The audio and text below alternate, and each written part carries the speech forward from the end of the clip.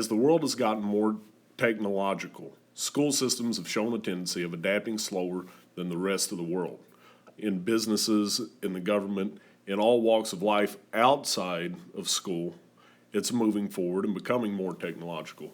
And in the classroom, especially public education systems, we're still using blackboards and we're still presenting information the same way that we have for years and years without any new adaptation to the changes that are happening in the world outside. One big hurdle is we don't have a set of standards or haven't had a set of standards to aim for that says whether or not our students are technologically literate or technologically sound or ready to take that next step into the world that has evolved.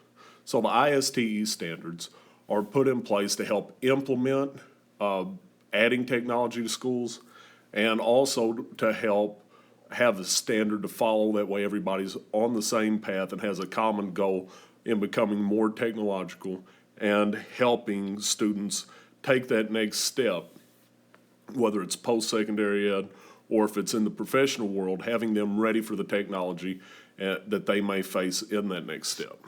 As we get more technological, we want to be sure that the ISTE standards for students guide our decision-making, and it gives us a goal that our students should achieve while using technology. Number one is empowered learner.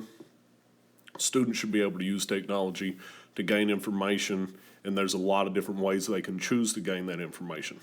Digital citizenship is number two, and it is that students should be able to act responsibly and be able to take responsibility for what they put out on the internet and realize that it can last for forever. Number three is knowledge constructor.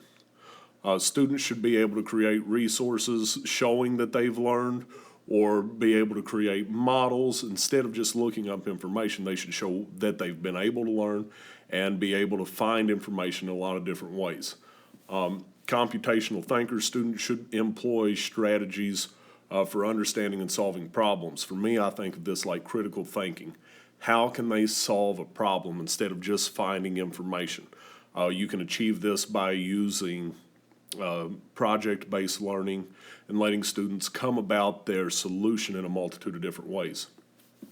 The next two, creative communicator and global collaborator, overlap a little bit because you need to be able to use a multitude of different technologies in the world that we have today, multitude of different platforms to communicate and also to collaborate and grow, because everything you want is not online or in a book. And sometimes what you gain from an individual through communication and collaboration outweighs what you can find laying around in a book or on a website. That personal communication sometimes can cater to you and help you grow more so than an article or something. The device that we have selected is the Acer Aspire E15 laptop. We want students to be able to implement any and all possible programs, apps, and tools, and a laptop design that's Windows compatible with Microsoft Office is far more versatile than the Chromebooks and tablets. Chromebooks and tablets can be a cheaper route, and they can do a lot of great things, but this is a very versatile system that's been used much longer, and using the full Windows programs ranging from Excel to PowerPoint to even Word that are more widely used than anything else. So I believe that this will help students be better prepared moving forward. So the three big changes that would need to be made in the classroom would be we need more electrical outlets. On average, each classroom here, it's an old building, it only has 2 electrical outlets. We would need to put columns down with electrical access. That infrastructure needs to be updated.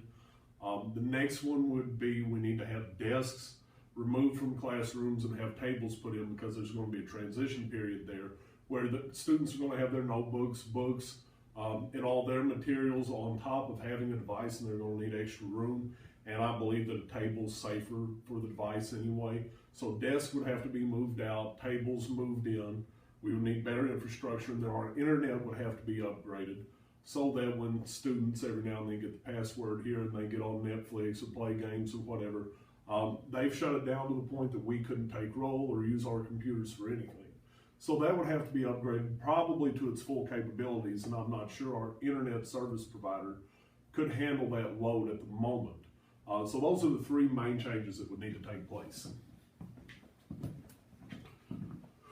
Administrator, we would want to send our staff to professional development that made their life easier, that taught them how to use technology in a way that helped them be more efficient and helped them do a better job teaching, or made it easier for them to be a teacher. Implementing one-to-one technology successfully is strongly going to depend on professional development and the way that it's introduced and implemented. I would get teachers the computers a year before we decided to implement them.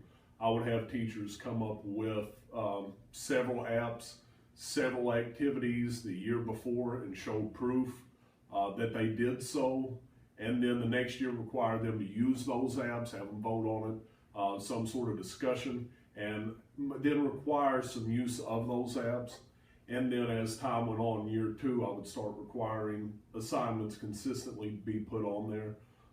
In professional development, I would send, everybody would go to basic technology development, maybe in-house if we could get people to come in as soon as we decide to go one-to-one, and preload that way ahead of time, start professional development, and then have a year worth of PD before we actually implement it to the students.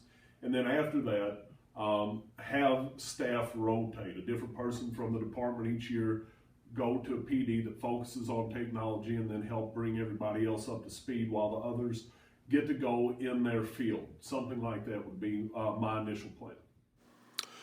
For our firewall and internet security, we would go with Fortinet. FortiGuard gives the administrator the ability to block anything they want, keywords, website processes, apps, and it also does a very good job protecting the computers. It's already in use here, so it would be a very easy transition. For the 5 apps I would use initially, one would be Kahoot, helps you take quizzes, play games, and learn.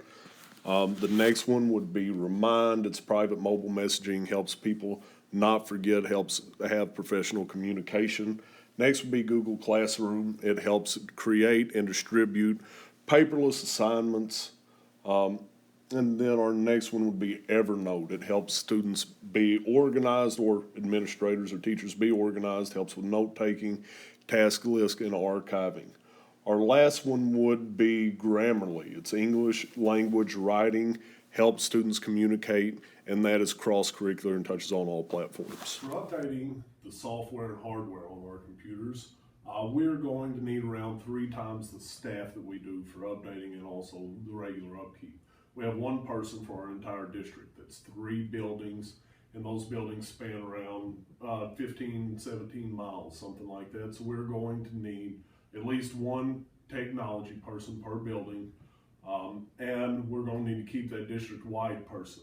And then around every 3 years, as we implement computers at a different base or a different rate, every 3 years they need to be checked for updates. So if everything's not introduced and rolled out all at once, every 3 years they don't have to update every computer in the system, but around every 3 year mark they need to, over the summer, update the computers, and we're going to have to increase staff to do so. So in closing, I hope you understand that the public education system has a long way to go, and in this video I hope that I've given you some insight on some tactics to implement technology and the reason that we need it. Thank you.